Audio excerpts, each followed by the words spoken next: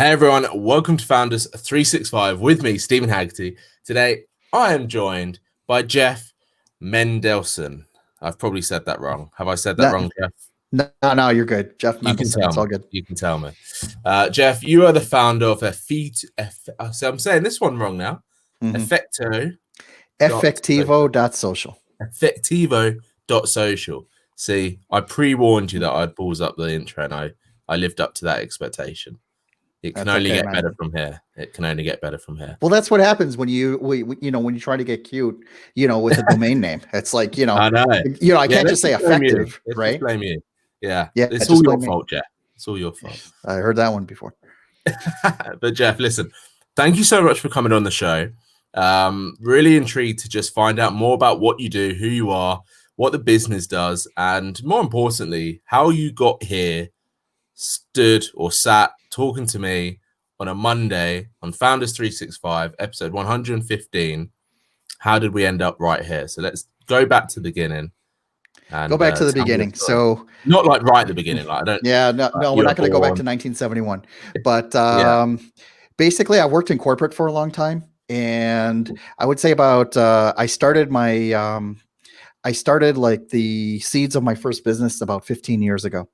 And what that was that, just building websites for dinner money, right? Just to, it's like, wow, I can actually do this. And the cool thing about it was that I was able to do it on company time, right? Because I was always working these jobs that would never like fill me up, and no one was ever really supervising me, right? And I would get everything done by 11:30 in the morning. And, I don't smoke. We didn't have, all the other stuff back then, that we do now. And what I would do is that I would just like, okay, great, I'm done. Now what do I do? So I started teaching myself using content management systems, basic programming, just things like that. And I ended up being a webmaster for one lady that had like 50 websites. And wow. she was totally getting raped on the price from her webmaster that she had then. And I was like, listen, I'm going to give you a retainer rate, so you know exactly what you're spending each and every month, and I'll take over the 50, right? Because for me, it was like really easy. She would ask me like really easy things like, hey, Jeff, can you change a password? And every time they'll change a password, the guy would bill her another $50 or something like that. And I was like, no. Yeah, just pay me the retainer and it's all good. And that got good to me, right? And that was like, wow, I can really do this. And what happened was I just found myself working these corporate jobs that were never really challenging. Even at the manager or director level, people were telling me how great I was because I was always, fingers on the keyboard, but they just didn't realize I was building my own thing. And I got fired for the last time about 11 and a half years ago. And I didn't look back. And at first it was really scary because then you're like, I had small kids at home. How am I going to pay my mortgage? How am I going to afford my Starbucks coffee? And, and then lo and behold, it snowballed, one thing led to another. So what it led to today is I have a few different brands, but the one that you mentioned, Effectivo.Social, this is my value-based social media marketing agency where you have one price and you get all the social media needed for your business, prepackaged. We schedule it for you. Just do everything for one price. So it's all above board, exactly what you're getting. And it's great for businesses because it allows you to have control over that cost. We do it professionally. We schedule it professionally. We research all the content, both the primary content that you get from your website, as well as third-party content, to establish your business as a knowledge leader. And that's really where it came from. Right. Is just creating this package deal that just makes it really easy to sell social media marketing services. Yeah. Which is really refreshing because there's a lot of marketing agencies out there, right, Jeff? There's literally, I think there's probably a new one opening every minute of every day, it seems at the moment. But so there is a low barrier to entry, right? Everyone's just like, well, geez, I post pictures of cats. I can do this, right? So we don't do that, but so there is a low barrier to entry. It's a busy old market, but what you said about the one price, everyone knows what they get, super transparent. That for me is really refreshing because it seems that when you speak to some agencies, they just want to make it so complicated that by the time you kind of get any answer from them in terms of how they can help you, you've almost forgotten what originally you needed help with. Go on. Yeah, so you can either dazzle them with brilliance or baffle them with BS, right? And that's really what it comes down to is social media is just one thing, right? But there are all kinds of there are a million ways to spend your money online in order to get visibility, between SEO, SEM, which is just another term for paid advertising. Now, where do you pay it? Do you pay it to Google? Do you pay it to Reddit? Do you pay it to Facebook? Do you pay it to Twitter? All of these different places. So what you want to, so if you want just one, if you know exactly what you want, then great. We'll be able to deliver it for you. If you need that omni-channel approach, we're able to do that as well, under a different umbrella. So it was just something that I put together so that I could differentiate one and not cloud the offering that my other brands offer. For sure. Got you. How do you work as a founder then? How do you sort of set your day up? How do you make sure that you are knowing when you're productive and successful and moving in that right direction? Great question. It has to do with set operating procedures, right? It has to do with knowing exactly what the workload is daily, weekly, and monthly. So I use project management tools. So I use teamwork.com, which is similar to Asana or Basecamp or, Monday.com, things like that, all have their strengths and their weaknesses. But I live and die by teamwork, because I don't care whether the contractor or the employee or even my client, basically, if they're across the street or halfway around the world, they're remote to me. And especially now that we're all homebound, right? I need to know exactly what's going on at any one time. Like if I want to look at my, the hours consumed at 10:30 at night, I can do that with teamwork, right? So what happens? As long as I have my communications all funneling into one place so that you can see the chronology of, let's just say there's a task, right? I need you to post this today, right? But then someone on my team has a question. They put it into the task, and that just creates a whole library of the conversation about that one task, and that's it, right? So what happens? If you try to do this in email, and especially if you send an email with like 5 points, it will be like, okay, number 1 is done. Number 2 is, I don't understand what you're saying. Number 3, there's something else. I mean, it ends up being spaghetti soup very, very quickly. So teamwork actually helps me untangle all of that. That email, I'll just take it and cut and paste it into 5 separate tasks, and I'll dog them each one and and assign them accordingly until they get completed. Exactly. For you then, when you worked from that corporate career, last fired, what was it, 11 and a half years ago, you said? Exactly, yeah.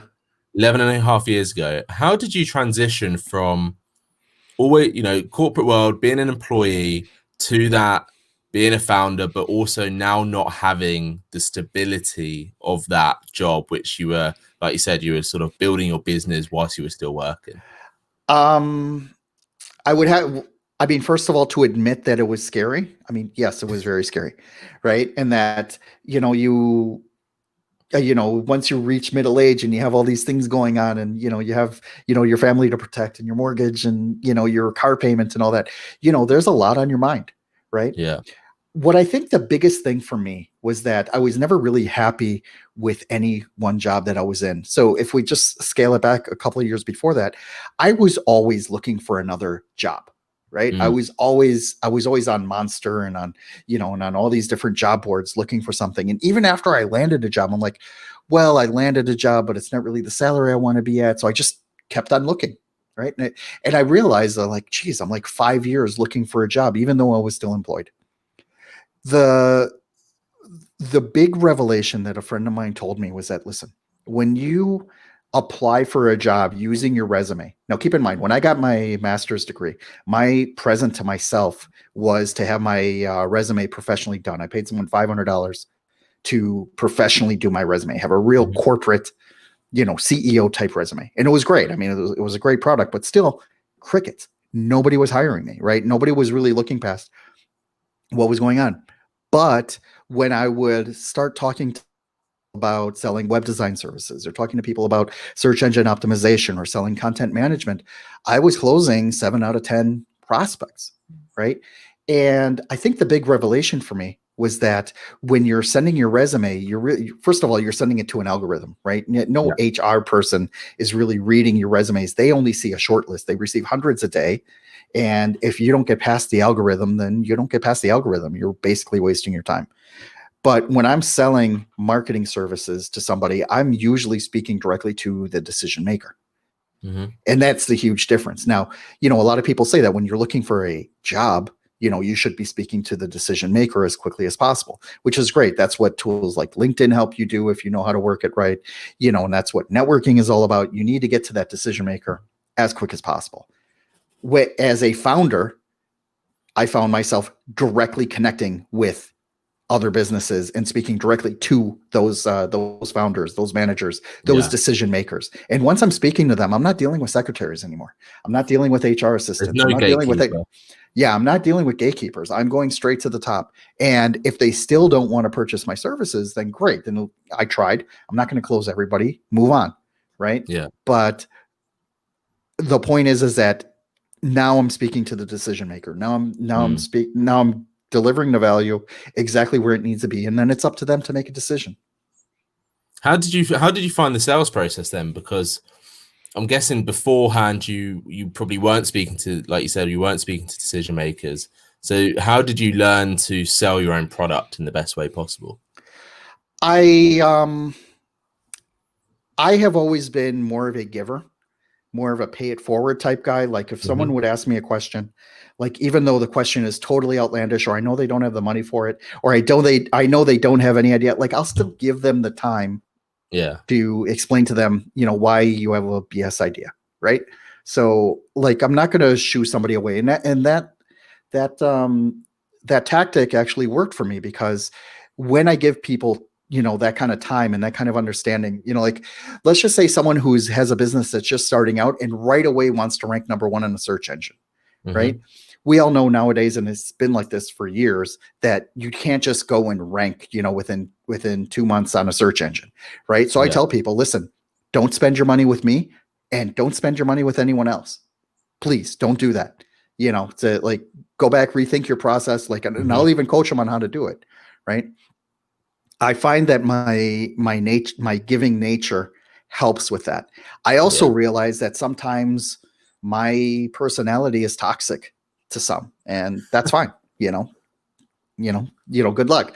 I'm not the best thing since sliced bread to everybody, right? Yeah. But I think it does resonate with a lot of people, and if they're ready, and we have a meeting of the minds, and the price is right for what it is that they're asking for, then usually I can close the sale like that. No, and obviously closing sales always feels good, and especially if you're finding those right people to close, because the worst thing you want to do is work with people that you don't want to work with. We've all done it at some point in our life, and it's just never. So that actually takes you to the antithesis of all this, right? Firing a client. Firing a client. Let's talk about this. Yeah, firing a client is so liberating, right? I mean, granted, I haven't done it very often. Right. And it's firing a client. Usually those clients are the ones that just suck up all of your energy throughout the day that you don't have. And they're also normally the ones paying the least. Or even if they're the big ones, the big ones, but still expecting more and more and more and more and more. If you can't service them, sometimes it's just better to jettison. Right.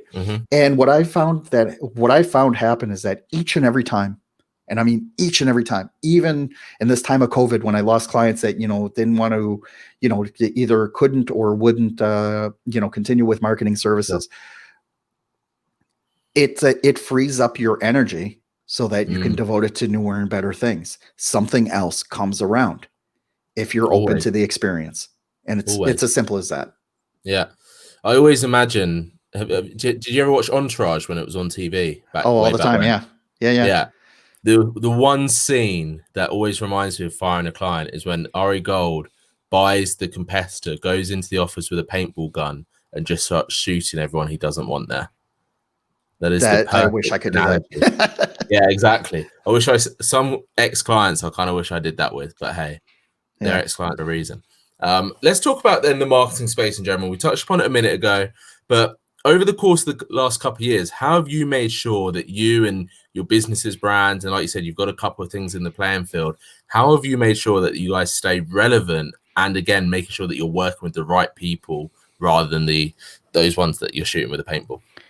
I wish I had a magic formula. I wish I had something, because I would be lying if it's been an easy ride, and it hasn't. Yeah. I mean, If you said it had been an easy ride, I would have been saying you're lying. Yeah, it's HR happens, client attrition happens. Sometimes like the ideas that I have for a client, they just don't get or don't understand, and it is just time to part ways. Yeah. Right. So how do you stay relevant? I mean, yeah, you can pick and choose your, the conventions that you go to. You pick and choose the people that you network with. You try to manage the amount of Facebook groups and LinkedIn groups that you're active on, simply because, you do only have so much time in the day, right? You don't want to be in that position where you're just dogging it, like firing on all pistons, we say here. Do you make sure you have offline time during the day? Yeah, that's one thing I haven't achieved yet. So, I am always online. Between the phone and the iPad and all the other tech around me. Yeah, it's tough. And I think now, well, not now. I mean, just in general. I mean, if I didn't have my wife telling me, come on and eat, or my kids telling me that I have to drive them somewhere, I would probably go for, 12 to 14 hours a day. Wow. Either that, or just force myself to go play Call of Duty, because I call that therapy as well. Right. But yeah, it seems that there's always something. And I'll give you an example. I went through a process of a personal rebranding, right? I had been giving to people for years to use their own name to market their own business. And lo and behold, I was like let's just call it the last one to do it. And then when it finally came down for me to put fingers on keyboard and actually do it, it took me such a long time, because I wanted every detail just right. I wanted to do YouTube videos. I wanted to do, like the audio part. I wanted to cut it up, and I wanted to have it all automated, that once you cut it, it gets distributed to here, and then Zapier takes it, put it over there. And I'd say about 6 months ago, I was just like, F all of that. I cleared all the clutter away. I started my podcast, right? So the podcast is something that I've been toying with for a long time. And finally, I was just like, something, I couldn't get the video right. I couldn't get the acoustics right. I just couldn't get it right. So I'm like, something, I have a face for radio, so I might as well just go with it. And, and that's why I started. And, it's like, I started this podcast thinking, how the hell am I going to find 4 people to speak with me per month? Because it was a weekly podcast, right? How am I going to get people a month to speak with me on this? And, 4 people turned to 10, which turned to 20, which turned to 40, which turned to 50. And then I had a problem, very quickly. I had 50 scheduled podcast interviews, and there are only 52 weeks in a year. And then that was another holy shit moment. It's like, okay, now what am I going to do? So I changed the podcast to twice a week, and I'm now recording interviews, through this month, where I'm going to have content through the end of the year. Yeah. And it's just something that, like, okay, I'm putting out this content, I'm grinding on it now, but it's also going to set me up so that once I'm done recording all of, the intensive part of recording all these interviews, I can then move on to the next step. And whether that next step is going to be a mastermind, or going to be some kind of course, or start doing lives like what you're doing. I mean, there are many ways for you to spend your time and to spend your money. It's just figuring out what's going to be the best for me, for my business, for my family, and pivot from there. Let's talk about podcasts then, because actually, strangely enough, in 115 episodes, the topic of podcasts has probably only come up once or twice. As a marketer, why do you think that podcasts have exploded in probably the last 12 to 18 months in terms of like serious, everyone needs a podcast, everyone should be having a podcast? I think what's important is that, and this took me a long time also to grasp with, right? Is that I have something to say. Like, there is a Jeff Mendelson brand of marketing, right? Which may not be the same as, the Steven Haggerty brand of marketing. Everyone's got an opinion. And what I found was, I was giving a lot of free advice on one-on-one calls. I needed to find a way to somehow grow that. So what do? Do I just turn on the screen record and just, put all my sales calls out? Like, how do you do this in an effective manner? If I had to distill it down to a few basic things. This podcast that I'm running right now, I have 27 published episodes as of today. I'm recording, I think I recorded today number 70 something. So, there's still that gap of about 50 episodes that no one's ever heard yet. Right. But it's such a great marketing tool. I've spoken with, with top level people, with bottom level people, a lot of great thinkers. And I think I'm continually surprised by the caliber of people that I'm speaking with. Some people I go in just thinking, oh, Jesus, yet another life coach. Please. Right. And then they go and they drop these value bombs on me. That's like, oh my God, blow my mind. And I've even had the opposite happen, where you think like, former CEO of X, Y, and Z, and it's just, boring as molasses. And it's like, okay, how do I get through this? So, it's part of it is, developing my style, right? Not that I'm inviting you to do it, but everyone starts with 0 followers. So please do not go back and listen to my first one, but it's still up there and it has to be up there, right? Because, there has to be a progression of how great I have come, from December, January until now, right? Exactly.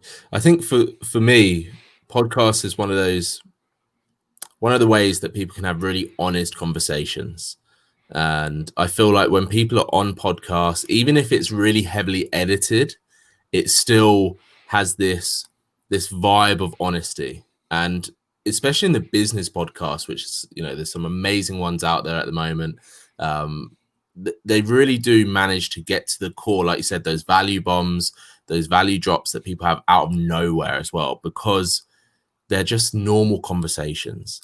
I've had it before where, guests that have come in on to Founders 365 have emailed and said, hey, could I have a list of questions that you're going to ask me? And I've just gone, it doesn't work like that. Yeah, it's if I had a list of questions that I was going to ask, I would be predicting my own future, because it really doesn't work like that. And the moment for me that something becomes scripted, it loses so much of that value that you mentioned. Well, you know what it is that, there may be a little wiggle room for negotiation there. Amazingly enough, I'm now on like 2 or 3 lists of podcast concierge people, right? So what happens? So now I'm getting, it's always the same email. Hey, Jeff, I would love to introduce you to X, Y, and Z person, right? And what's happening is that, there's so many podcasting courses out there that tell you this is how you should do it. This is how you should set it up. And while for the most part, I agree with them, right? So for example, there's a, you should set up a one sheet, right? A one sheet is just basically like a 1-page flyer that just says, this is how you should introduce Jeff. This is what Jeff likes to talk about. And this is why Jeff is awesome, right? So I have that too.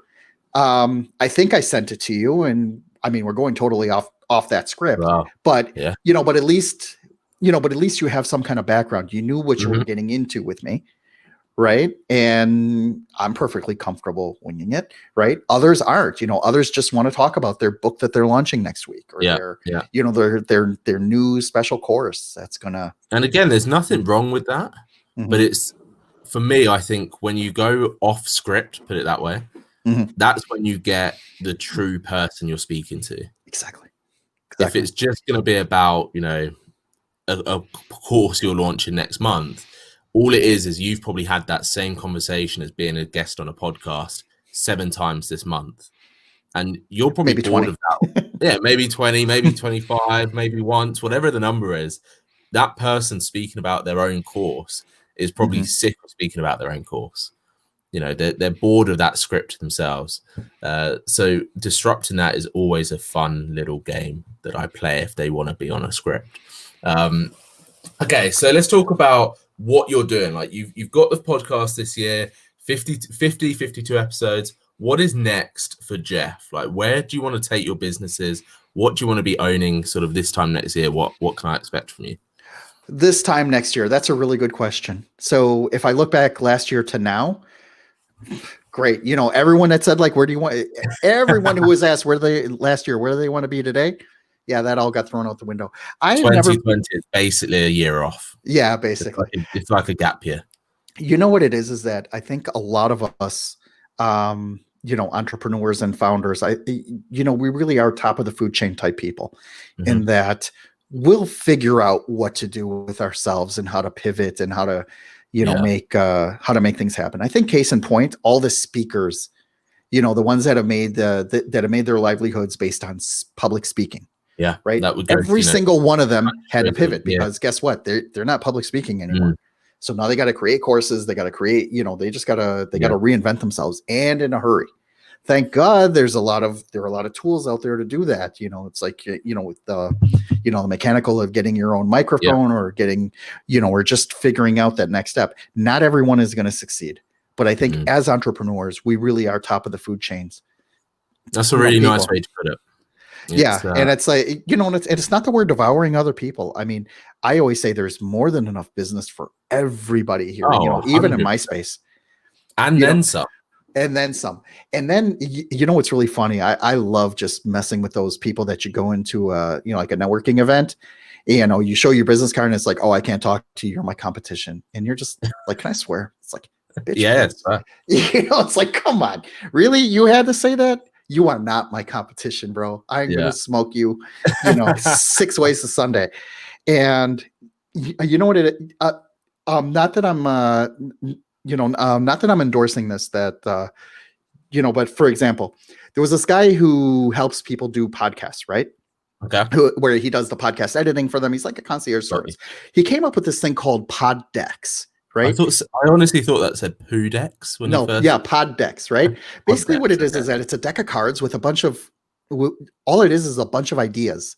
And so this is the interview deck. So it's a deck of 50 questions that, you could just whip them out and, we could just stimulate an interesting conversation.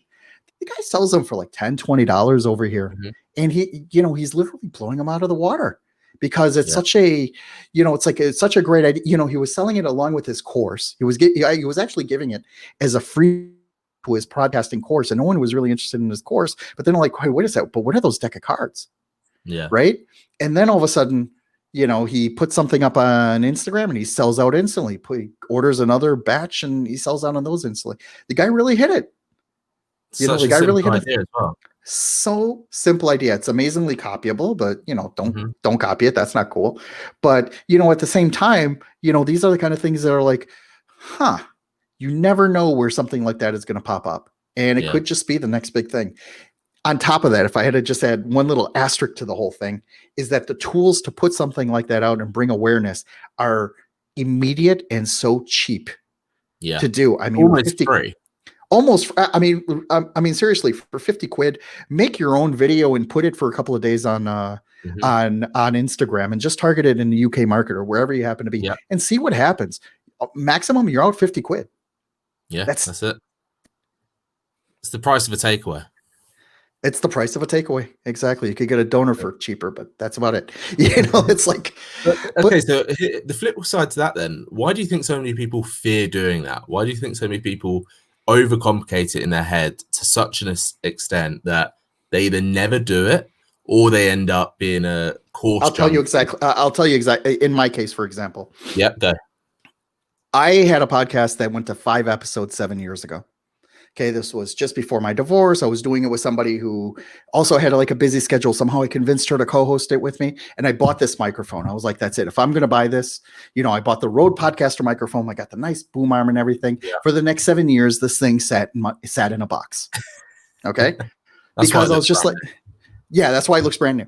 Right. So what happened? So when I finally got this idea of how I'm going to do, podcasts, what do we do in 2019, 2020? We go to YouTube, what's the best microphone for podcasting? The Blue Yeti, the Rode, the lapel mic, the Snowball, I don't know. Now I was working out of WeWorks, right? And, WeWork and spaces, all those co-working spaces, A, they're noisy, right? I mean, none of them have soundproof rooms. Yeah. And B, there's a lot of distractions. There's a lot of stuff going on.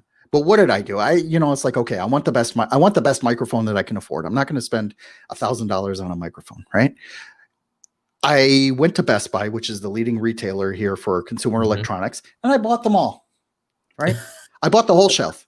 Well, yeah, because here in the US, we can, we have liberal return policies. Like if you bring it back in 14 days, they just give you your money back. Yeah. I bought them all and I plugged them in one by one. And I'm like, what the heck? Who said that these Blue Yetis sound great? Those things can pick up a mouse walking 20 meters away. I didn't understand it. Like, and I also didn't understand acoustics or anything like that. Yeah. I returned them all. Right. And then I plugged this thing in. And that was right at the time where I was like, hey, wait a second. That's when everyone started asking they asked everyone to stay at home. Now I'm in a much softer room. Right. So you can see I'm in my bedroom because this is where I had to set up shop. It's a much softer room. So there's no, the acoustics on here are much more favorable. I don't have glass all over the place. Yeah. The other part is that since this is a dynamic mic, what I learned is that dynamic mics exclude everything that's not going directly into it, right? Which is why I'm like basically eating this mic. The other mics, like the Blue Yetis and all that, they just pick up everything around them. And as soon as I realized that this is the best mic for my voice, then it became a lot easier. And it's like, okay, then you just focus. This I'm going to use this, and this is going to be my format. Even my podcast, for example, it's a more or less scripted format. I want it to be short form, 10 to 15 minutes tops, and it's called the one big tip for a reason. I want to focus on one thing. Nice and easy. It's nice and easy. I want to focus on it, get in, get out, and we're done. 10 to 15 minutes recorded. And, in a couple of weeks, I'll put a link up to your site on mine. And that's really what it comes down to. Yeah, that's it. And I'm going to now have to go back and listen to the first episode because you told me. Oh, please don't. I have to now, Jeff. You can't say that and not expect me to do that. Yeah, well, all right. Just be kind when you leave the review. I will. Don't you worry. But listen, Jeff, I have thoroughly enjoyed our conversation. But one last question from me to you is if you could give that one tip. So I'm taking the book from you. Normally I ask for 3, but let's just go for 1 because this is your thing. That one tip for someone that wants to sort of become like the dominated social media person for their niche in their business, what would be the one tip you could give them? Don't overthink. You will already, if you already have a knowledge, let's just say you've already been working with dentists or you've already been working with lawyers or whatever, you already know more than I do about this particular niche, right? So just don't overthink it. Just put it together. And if you approach your prospect, even when you're even on the phone, shoulders back, chin up, chest out, and just say, yes, I can do this, because everything is fixable. Everything is find outable. That's not my original quote, but everything is find outable, right? I mean, you can Google anything in 2 seconds if you don't understand what it is. So really just go and sell it. Just go and tell people, don't worry about it. I will take it upon myself to knock this out of the park for you. Get that check, and then you sweat it. But everything is find outable. I love that. Everything. I'm not even sure that's a word, but I'm going to take it anyway. Find outable. It's not mine. I heard it from someone else, but it still works. Everything is stolen nowadays. It's fine. I would add one thing to that though: is ask questions. Like people should always ask questions, whether you're doing the selling on a call or you're in front of a customer. The more questions you ask, the more information you have, the more control and power you can get in those situations. And Jeff, I did lie. One last question: if anyone wants to get in touch with you, learn more about you, figure out, perhaps working with you, what is the best way for them to do that? The best way would be my main site. So it's jeffmendelson.com, like you see on the screen. And the email address is even easier, jeff@jeffmendelson.com. I respond to everybody. I love paying it forward. So even if you have a vexing question or just want to bounce an idea off of whatever it is, please feel free to reach out. Just let me know where you came from. So I'm not like, hey, I'm sorry, who are you? Right? Who this? Yeah. Who is this? Exactly. You call from where? Exactly. No, but I talk to everybody. You seem like such a kind man, and the pay it forward thing, I think more and more people should be doing in business and in life in general. It's such a good mantra to live by. Thank you so much for coming on. I have thoroughly enjoyed this conversation, and I do look forward to listening to your first podcast from back in January. You got it. Thank you so much, man. Thanks everyone for listening and watching the Spin Founders 365.